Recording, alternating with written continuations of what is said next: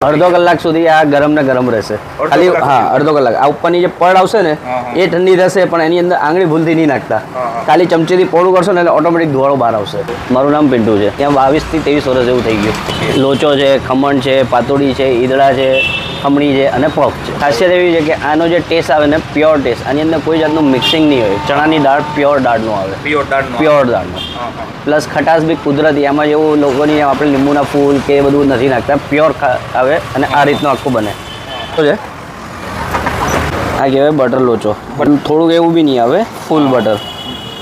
અમૂલનો butter છે કે અમૂલનો butter આ મસાલો સેવ આપણી ગ્રીન ચટણી રેગ્યુલર જે ગ્રીન ચટણી કહીએ ને એ મેઇન વસ્તુ છે એનું જે લોકો દૂર દૂરથી આ પાર્સલ બી માંગે છે આ ગ્રીન ચટણી સવારના 8:30 વાગે ચાલુ થાય કે સાંજના 6:30 7 વાગ્યા સુધી રહી લોકેશન આવશે સુમુલ ડેરી રોડ પર વિનસ